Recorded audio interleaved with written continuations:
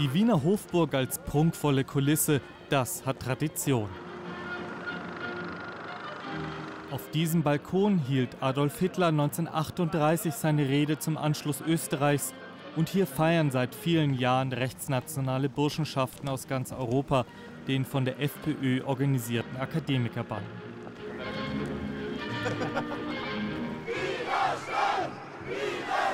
Auf der anderen Seite des Heldenplatzes demonstrieren Tausende gegen die Ballgäste und in diesem Jahr auch gegen die Regierungsbeteiligung der Rechtspopulisten. An die 3000 Polizisten müssen antreten, um Zusammenstöße zu verhindern. Im Inneren der Hofburg zelebriert man derweil die Traditionen der Burschenschaften. In der Vergangenheit trafen sich hier auch so manche Rechtsextreme. Filmen darf nur der parteieigene Sender FPÖ TV, denn die prominentesten österreichischen Burschenschafter sind inzwischen in Regierungsverantwortung. Wie Norbert Hofer, Mitglied der Makrogermania Pinkerfeld, er ist Infrastrukturminister.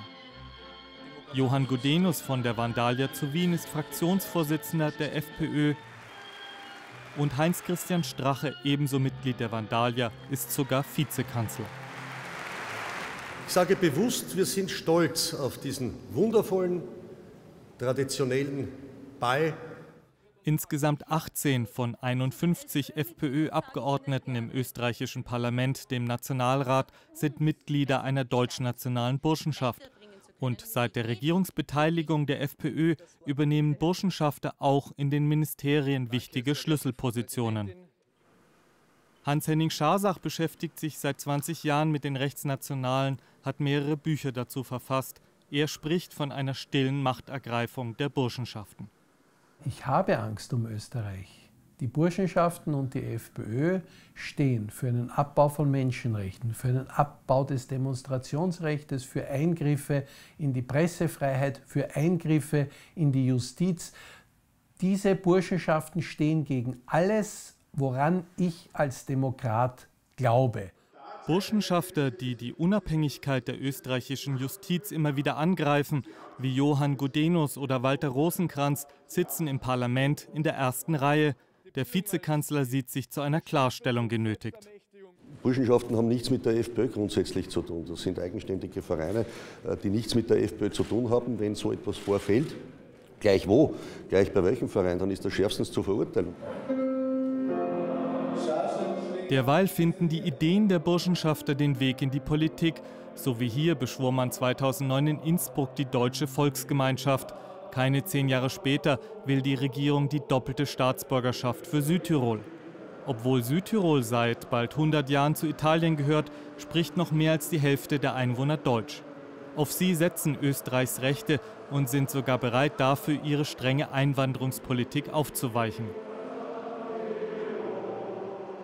Wir haben zwischen dem Außenministerium und dem Innenministerium jetzt eine interministerielle Arbeitsgruppe auch, die eingesetzt wird, wo Verfassungsjuristen jetzt einmal auch die verfassungsrechtlichen Fragen prüfen und klären. Denn eigentlich muss jeder, der Österreicher werden will, seine ursprüngliche Staatsbürgerschaft abgeben. Für die Südtiroler soll es nun eine Ausnahme geben. Der Südtiroler Heimatbund dankt es mit einer Plakatkampagne. Schreiben die Burschenschaften und ihre Ideen also bald Staatsgeschichte? Da kommt die Affäre um ein Nazi-Liederbuch der Germania zu Wiener Neustadt dazwischen. In einem der Texte werden die Opfer des Holocaust verhöhnt. Zweiter Vorsitzender der Germania war bis vor kurzem Udo Landbauer, FPÖ-Spitzenkandidat für die Landtagswahl in Niederösterreich. Er will von all dem nichts gewusst haben, tritt dennoch zurück. Bundeskanzler Kurz muss gegenüber dem Koalitionspartner FPÖ, dem sogenannten dritten Lager, ein Machtwort sprechen, will ein Auflösungsverfahren gegen die Germania einleiten und fordert Aufarbeitung der Geschichte der FPÖ und des dritten Lagers durch eine Historikerkommission.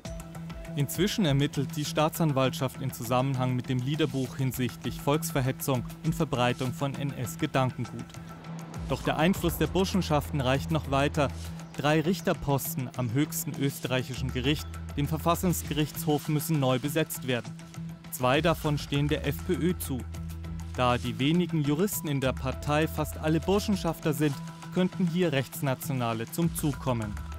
Wenn ich mir vorstelle, dass ein Mitglied einer verfassungsfeindlichen Organisation im Verfassungsgerichtshof ist. Das wäre das Ende einer verlässlichen österreichischen Justiz.